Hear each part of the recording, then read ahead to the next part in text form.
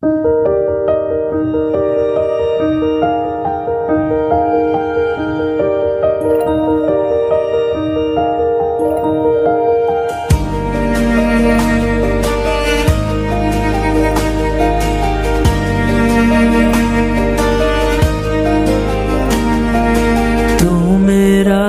है प्रभु, तू मेरा बल है प्रभु, तू मेरा बल है प्रभु।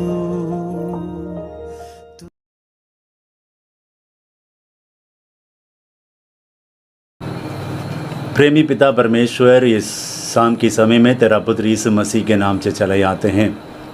आज भी इस प्रभु जी दूसरा सेशन के लिए हम प्रार्थना करते हैं।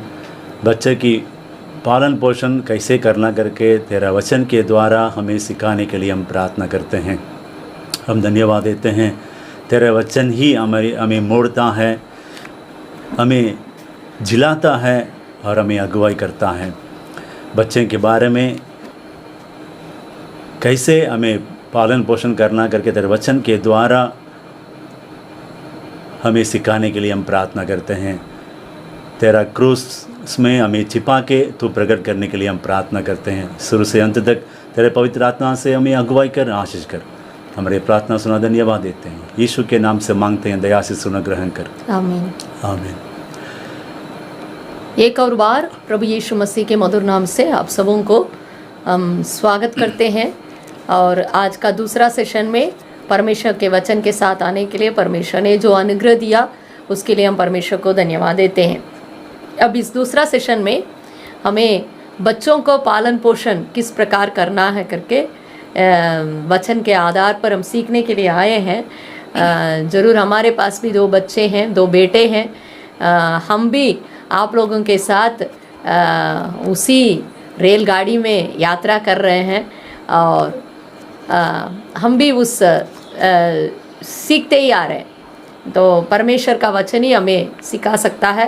तो आइए हम परमेश्वर के वचन से परमेश्वर की इच्छा क्या है, परमेश्वर हम किस प्रकार अपने बच्चों को पालन करना है, परमेश्वर की मन क्या है, उन बातों को हम सीखने के लिए परमेश्वर हमें सहायता करने पाए।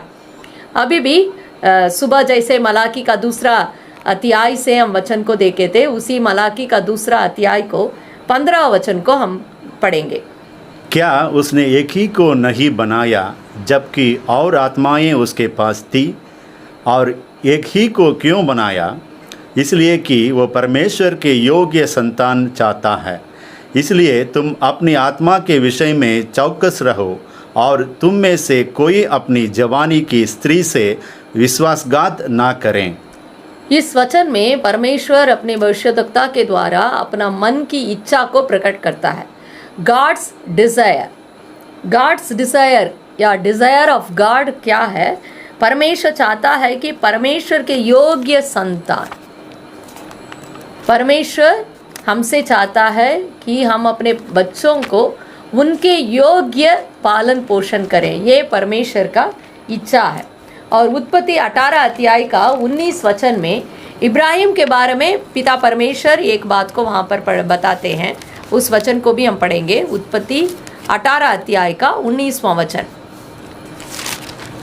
उत्पत्ति 18-19 वचन। यहाँ पर हम देखते हैं कि परमेश्वर इस प्रकार अब्राहम के बारे में बताते हैं। मैं जानता हूँ कि वह यानी अब्राहम अपने पुत्रों और परिवार को जो उसके पीछे रह जाएंगे आज्ञा देगा कि वे यहोवा के मार्ग में अटल बने रहें और धर्म और न्याय करते रहें, ताकि जो कुछ यहोवा ने अब्राहम के विषय में कहा है उसे पूरा करें।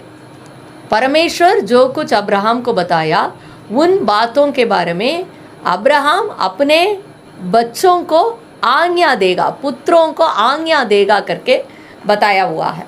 तो परमेश्वर का यही इच्छा है, परमेश्वर यही चाहता है। डिज़ायर ऑफ गॉड यही है। अगर हमें परमेश्वर के योग्य संतान को इस पृथ्वी में लाना है तो परमेश्वर के दिए गया आज्ञाओं को हमें अपने पुत्रों को या पुत्रियों को हमें सिखाना है। तो ये परमेश्वर का योग्य संतान लाने के लिए पहले हमें पहचानना है कि ये परमेश्वर का इच्छा है, परमेश्वर का डिज़ायर है करके पहले हमें जानना। और दूसरा जो है डायरेक्शन, जब हम जान जाएंगे परमेश्वर का इच्छा क्या है तो उस दिशा में हमें अपने जीवन को निर्वाह करना बहुत ज़रूरी है।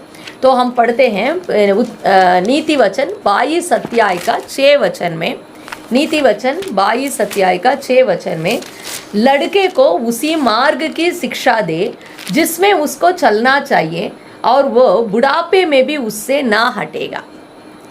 बच्चों को जिस मार्ग में चलना है उसमें उनकी शिक्षा देना, यहाँ डायरेक्शन या टीचिंग। पहले हम जान गए कि परमेश्वर का डिज़ायर क्या है, अभी उसके दिशा में डायरेक्शन में हमें जाना है। तो यहाँ पर परमेश्वर के वचनों को या जो मार्ग में बच्चों को चलना चाहिए उस मार्ग में बच्चों को हमें शिक्षा देना चाहिए। Home is the first school of a child करके हम लोग जानते हैं। हम जानते हैं कि एक परिवार या घर ही एक बच्चा का पहला शिक्षा प्राप्त करने का विद्यालय है। तो माँ बाप वहाँ पर बच्चों के शिक्षक बनते हैं।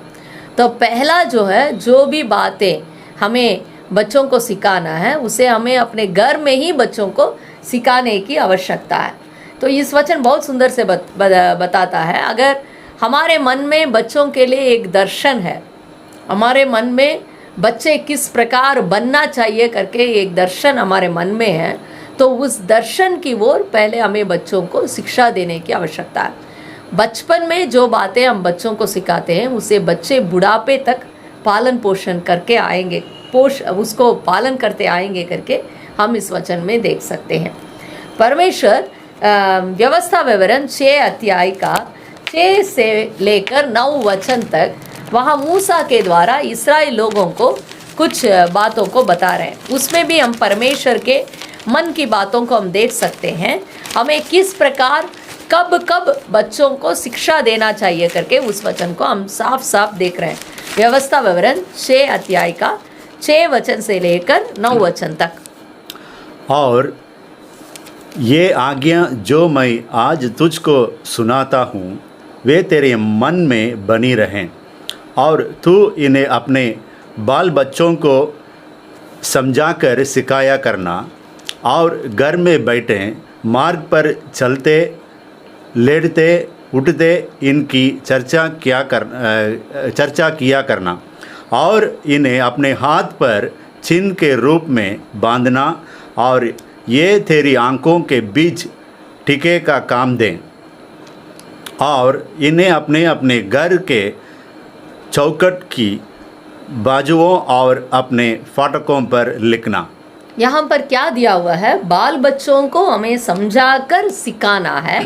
कब कब सिखाना है? घर में बैठते समय, मार्ग पर चलते समय, लेटते समय, उठते समय इनकी चर्चा करना और ये हमारे हाथ पर चिन्ह के रूप में हमें लगाया रखना है। आंखों के बीच में टीके के समान होना चाहिए और घर में जहाँ जहाँ बच्चों का नज़र पड़ेगा उन सब जगह में हमें परमेश्वर के वचन को लिख करके रखना चाहिए। तो इस तरह परमेश्वर के वचन को हमें बच्चों को सिखाना है, ये परमेश्वर का इच्छा है। और इस प्रकार हमें परमेश्वर के वचन में बच्चों को हमें अगुवाई करना है। और तीसरा बात जो है अनुशासन या डिसिप्लिन। पहले डिज़ायर ऑफ गॉड, दूसरा direction that is teaching of the word, तीसरा डिसिप्लिन। नीति वचन 22 अध्याय का 15 वचन में हम देखते हैं कि बच्चों के मन में मूढ़ता की गांठ बंधी रहती है, परंतु अनुशासन की छड़ी के द्वारा वो खोल के उससे दूर की जाती है। बच्चों के हृदय में जो है मूढ़ता की गांठ वो बंधा रहता है, वो कैसे हटेगा? उसे अनुशासन की छड़ी ही हटाता है।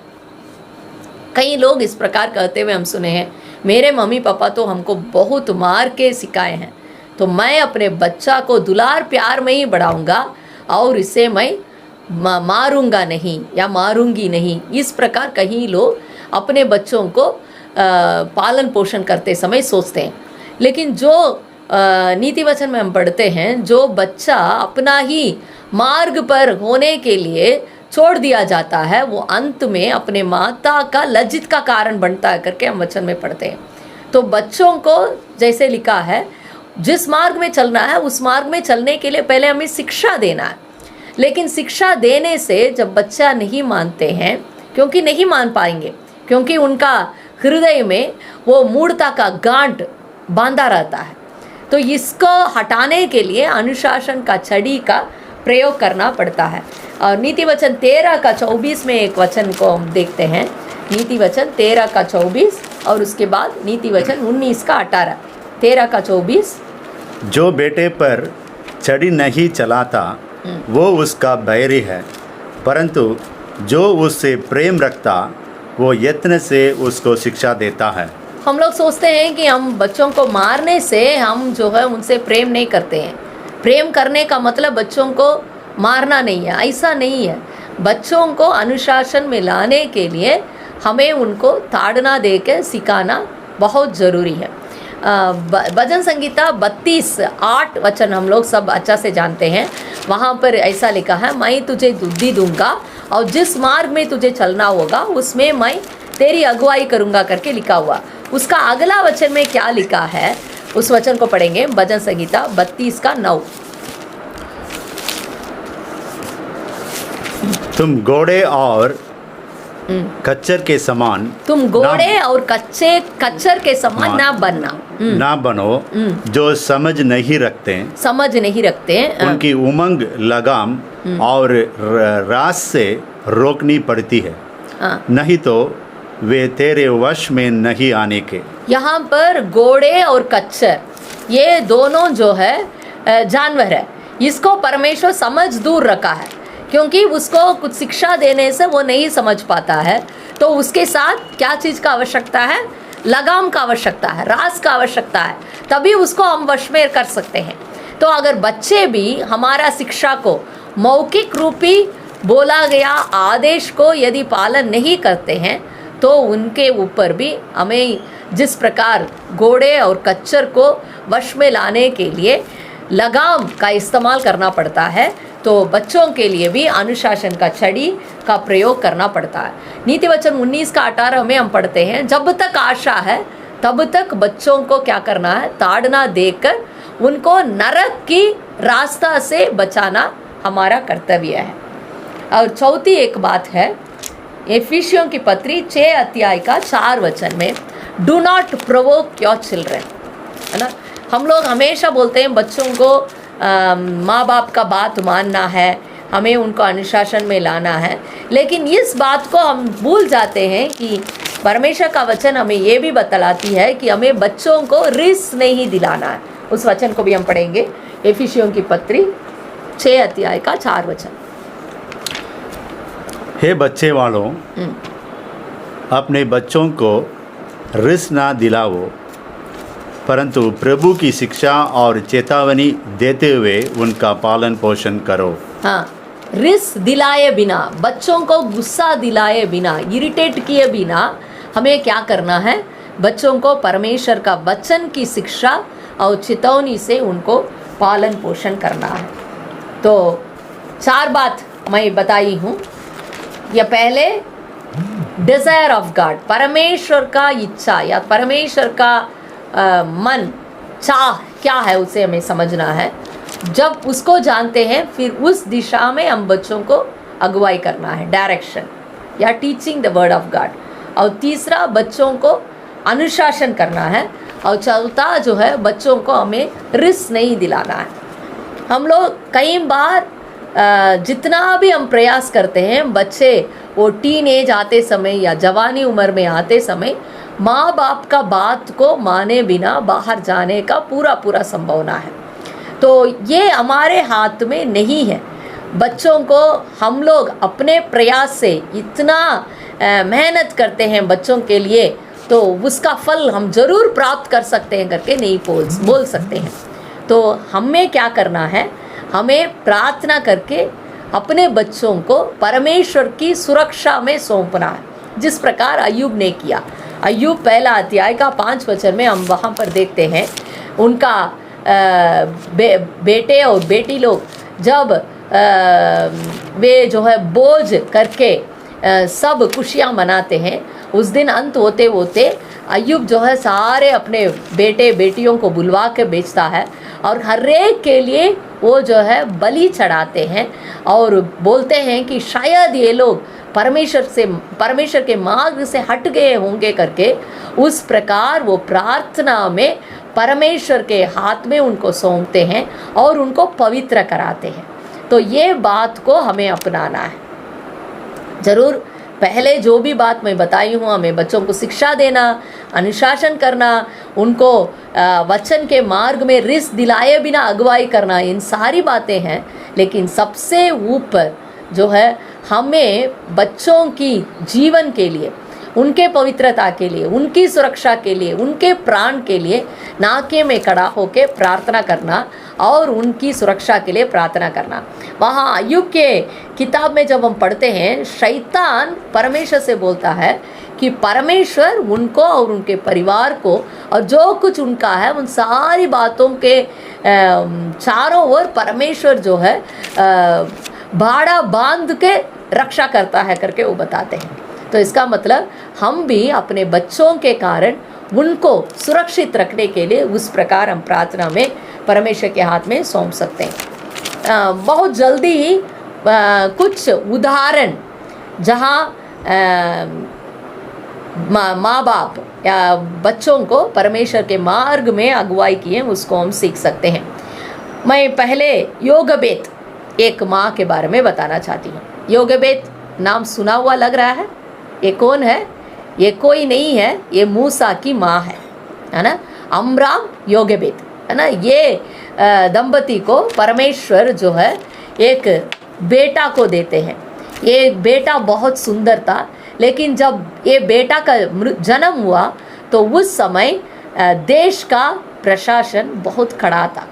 कोई भी लड़का किसी भी इब्री घर में जन्म नहीं होना चाहिए। अगर उस तरह कोई लड़का जन्म हो गया तो उस बच्चा को क्या करना था?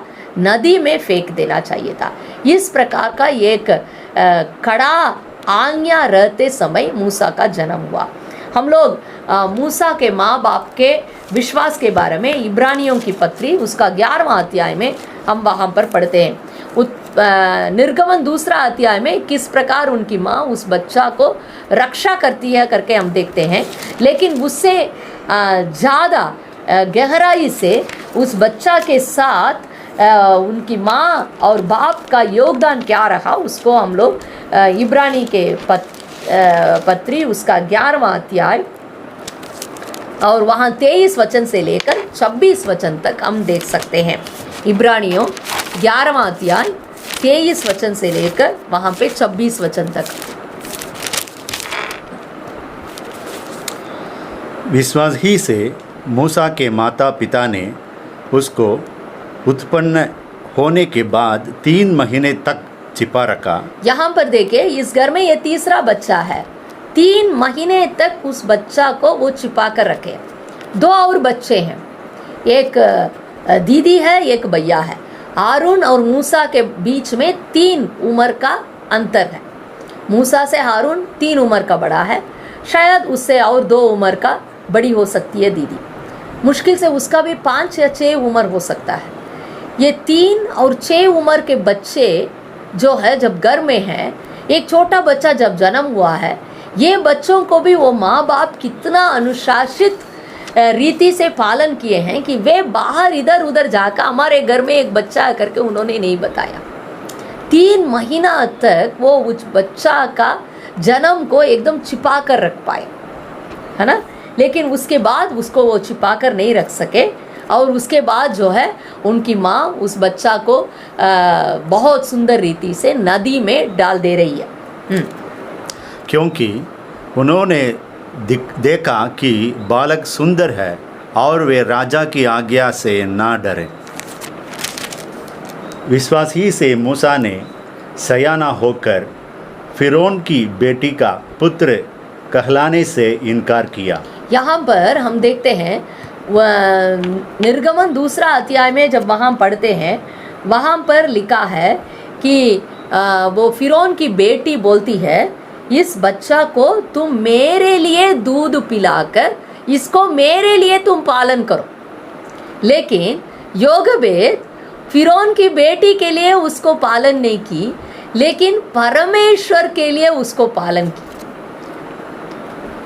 इसको हम कैसे बोल सकते हैं? क्योंकि इस 24 वचन में लिखा है, जब वो सयाना हो गया, जब वो जवान हुआ, उसको वो अच्छा नहीं लगा कि मैं फिरौन का बेटा हूँ। इस बात उसको अच्छा नहीं लगा। और आगे पढ़ेंगे 25 वचन को। इसलिए कि उसे पाप में थोड़े दिन के सुख भोगने से परमेश्वर के लोगों के साथ दुख भोगना अधिक उत्तम लगा। यहाँ पर उसको मिस्र देश की सुख विलास से परमेश्वर के लोगों के साथ दुख उठाना बहुत अच्छा लगा। इस प्रकार का एक चुनाव करना साधारण बात नहीं है, वो भी जवान उम्र में। इसका मतलब अगर जवान उम्र में मूसा को इस प्रकार का एक कठिन चुनाव करना है तो उसका कारण उसकी माँ योगेबेद रही। उतना गहरा से परमेश्वर का वचन को, परमेश्वर का वायदाओं को, परमेश्वर के बारे में जानकारी को वो उस छोटे मन में वो डाली, ताकि वो जवान होते समय उसको समझ में आया सही क्या है, गलत क्या है, वो किसका बेटा है। उन बातों को वो समझ सका और जिसके कारण उसको दुख भोगना अच्छा लगा। प्यारों, आज हम कितना गहराई से परमेश्वर के वचन को अपने बच्चों को देते हैं, तो ये बहुत गंभीरता से इस बात को हमें समझने का आवश्यकता है।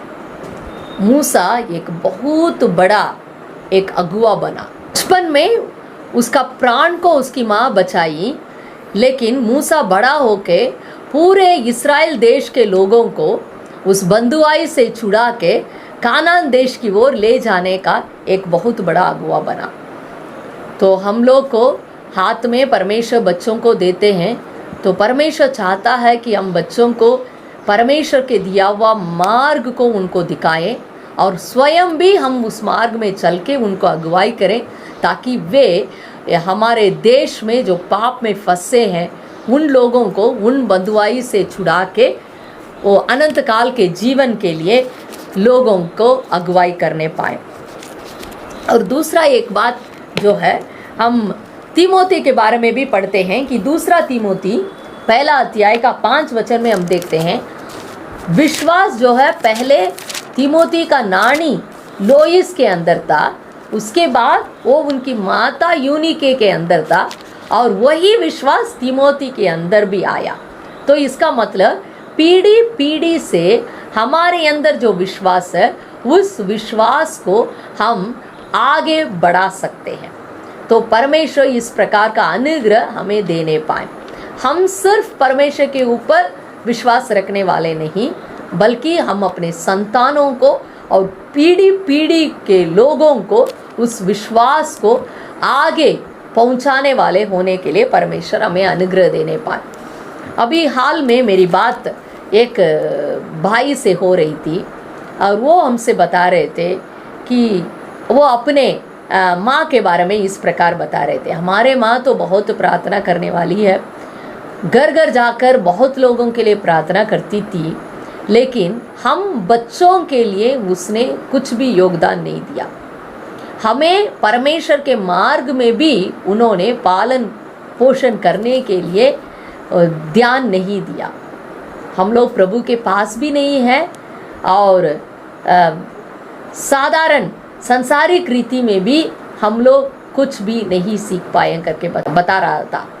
तो इसको मैं सोच रही थी, तो हम जब परमेश्वर को जब जानते हैं, दूसरों को प्रभु के मार्ग में लाने के पहले हमारे हाथ में दिए हुए बच्चों को परमेश्वर के मार्ग में अगुवाई करना बहुत ज़रूरी है।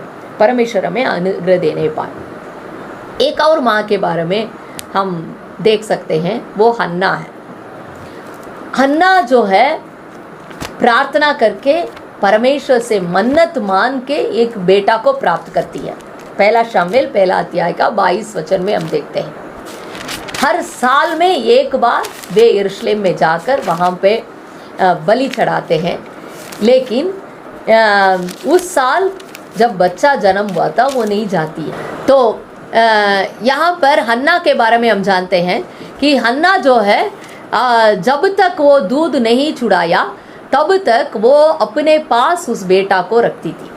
24 वचन में हम वहाँ देखते हैं, जब वहाँ एली के पास जाके प्रभु के मंदिर में वो छोड़ने जाती है तो वो अभी लड़का ही था करके लिखा हुआ है।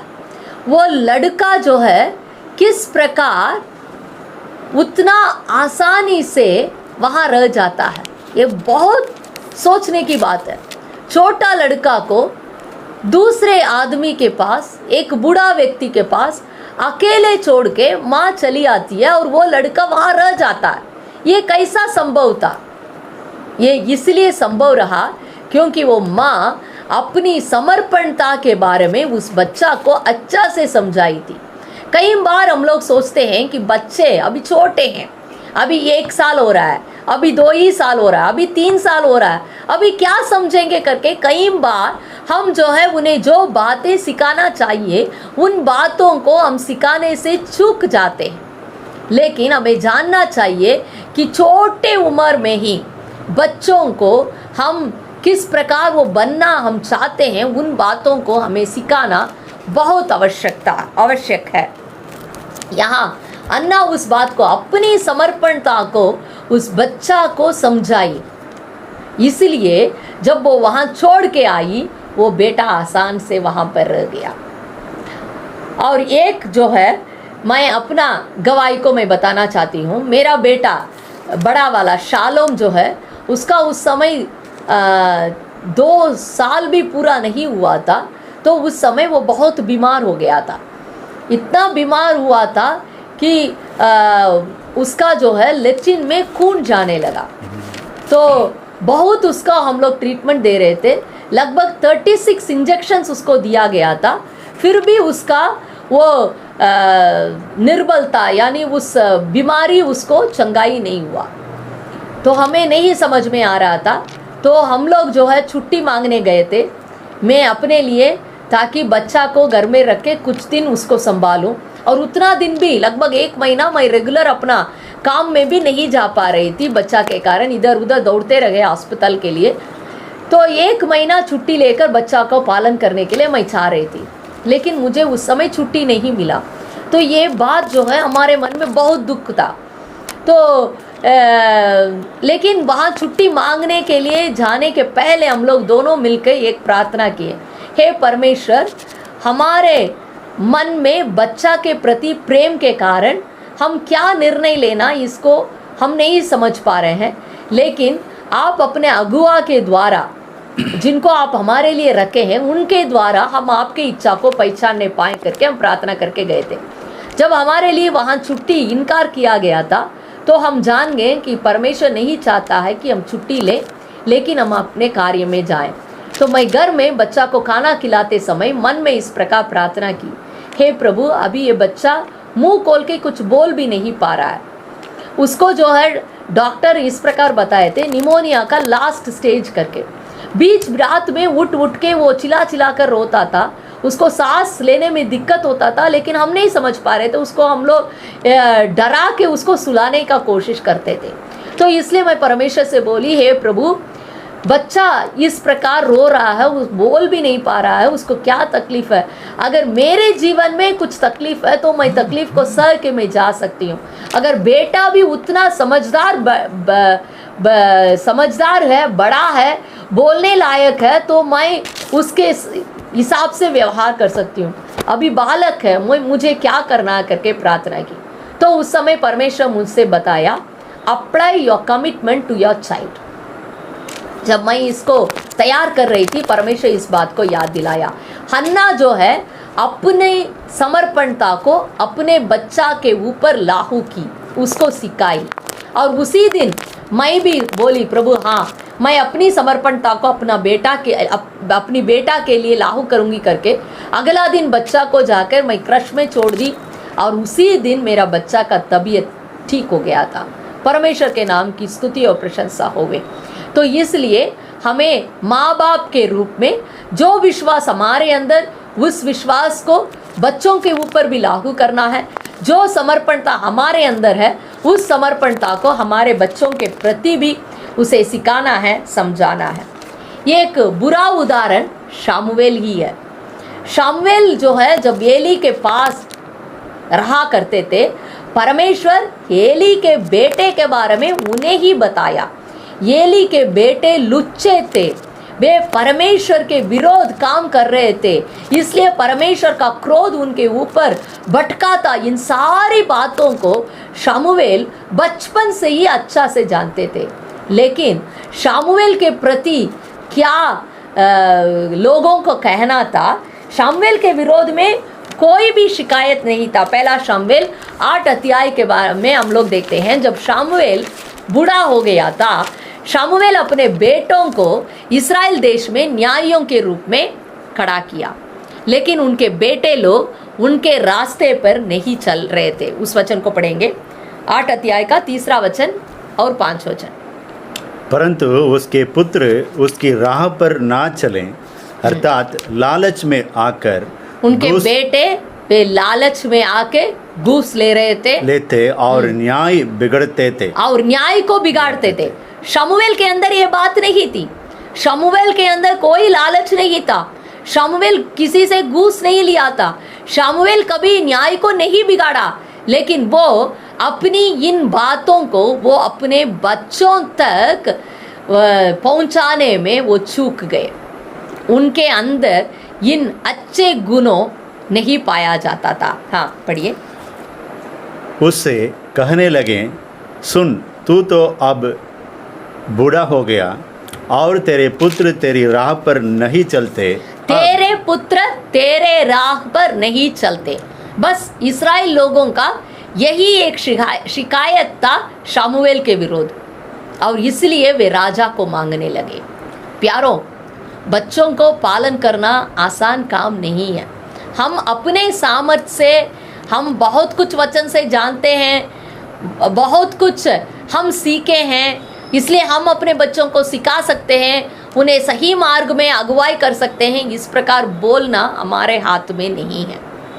जिस प्रकार अय्यूब ने किया, उस प्रकार प्रतिदिन हमें अपने बच्चों को, जो भी उम्र में हो, शायद आप में से कुछ लोग इस प्रकार सोचते होंगे, अभी मेरे बच्चे तो बड़े हो गए, टीनेज में आ गए, जवान उम्र में आ गए, अभी तो हमारे बच्चे हमारे बात को मानते नहीं हैं, सुनते नहीं हैं, अब कैसे मैं उनको सारी बातों को सिखाऊंगी या सिखाऊंगा। इस प्रकार शायद आप सोचते होंगे। तो आपको क्या करना है? बस प्रार्थना करना है। परमेश्वर से उनके उद्धार के लिए हमें प्रार्थना करने का आवश्यकता है कि प्रभु, मैं गलती कर लिया हूँ, गलती कर दी हूँ, हमें क्षमा कीजिए। हे परमेश्वर, हम नहीं चाहते हैं कि हमारे बच्चे नरक की ओर जाएं, उनके प्राण को बचाइए करके हमें प्रार्थना करने का आवश्यकता है। तो आप लोग इस सुंदर अवसर को हमें दिए, इसके लिए हम परमेश्वर को धन्यवाद देते हैं। परमेश्वर आप लोगों का आशीष देने पाए। हमारे लिए भी लगातार प्रार्थना कीजिए। अपने परिवार से एक उदाहरण बताने के लिए चाहता हूँ। जैसे पहले बताया गया, हम लोग के लिए 2 बेटे हैं। पहला बेटा का नाम जो है शालोम बरनबास, अभी वो 11वां क्लास पढ़ रहा है, और छोटा बेटा का नाम शैमुएल बेंजामिन, वो अभी 5वां क्लास पढ़ रहा है। ये लोग जब छोटे थे, और ऐसा छोटा वाला ऐसा एक प्लीजिंग कैरेक्टर है, अगर एक चीज़ अगर उनको चाहिए तो मेरे पास आकर के पूछेगा, ये खरीद के दीजिए करके। जब तक खरीद के नहीं देंगे तब तक मेरे पास एकदम पूछते रहेगा। तो आखिरी में हम उसको खरीद के देते थे। लेकिन ये बात गलत है। लेकिन जब खरीद के देते थे तो बड़ा वाला को गुस्सा आ जाता है, हम मांगने से खरीद के नहीं देते हैं, ऐसा करके वो गुस्सा हो जाता था। इसलिए हम उसमें से हम सीख लिए हैं, अगर छोटा बेटा अगर मांग रहा है तो उनको समझाने के लिए कोशिश करते हैं। अगर खरीदना है, दोनों के जो चीज़ जो है वो दोनों को खरीद कर लाते हैं। तो दोनों बच्चों को उनको मतलब खुश करने के लिए जो है दोनों को सामान खरीद के देने से उन लोग खुश हो जाते हैं और हम लोग भी आराम हो जाते हैं। इसलिए दोनों बच्चों को हमें बराबर ले जाने की आवश्यकता है। ये गलती जो है इसहाक और रिबका अपना जीवन में किए थे। इसहाक और रिबका को 2 बेटे थे, येसा और याकूब। ये इसहाक को एसाव बहुत प्रिय बेटा था और याकूब रिबका का प्रिय पुत्र था। और इस एसा आशीष पाना है करके इसहाक चाहते थे और रिबका चाहती थी कि याकूब को आशीष प्राप्त हो रहा है। इस कारण उस परिवार में कितना संकट हुआ उसको हम जानते हैं। तो इसलिए जब हमारे पास 2 या 3 बच्चे हैं, बहुत ज़रूरी है कि सारे बच्चों को एक समान देखना है। तो हम प्रार्थना करेंगे परमेश्वर हमें अनुग्रह देने पाए। जैसे मैं बताई, इसमें हम लोग जो है कुछ डिग्री प्राप्त नहीं कर सकते हैं, हमें सीखना है और परमेश्वर की मदद को मांगना है। स्वर्गीय पिता परमेश्वर, इस संध्या के समय में प्रभु यीशु मसीह के नाम से आपके पास आते हैं। प्रभु, आप हमें गिफ्ट के रूप में, इनाम के रूप में बच्चों को देते हैं। प्रभु, आपका मन का इच्छा है कि हम परमेश्वर के योग्य संतान इस पृथ्वी में लाएं। प्रभु, आपके वचन की शिक्षा हम अपने बच्चों को देने के लिए आप चाहते हैं। प्रभु, कई बार हम इस बात में चूक गए थे, हमें मदद कीजिए, हमें माफ़ कीजिए, अनुग्रह कीजिए कि हम अपने बच्चों को आपके वचन के मार्ग पर समझाने पाएँ, उसमें उनको पालन पोषण करने पाएँ। प्रभु, हम आपके मदद को चाहते हैं हमारे बच्चों के लिए। प्रभु, जितने लोग इस सम्मेलन में जुड़े हैं, हर एक के बेटे बेटियों को प्रभु आपके उपस्थिति में हम ला के प्रार्थना करते हैं।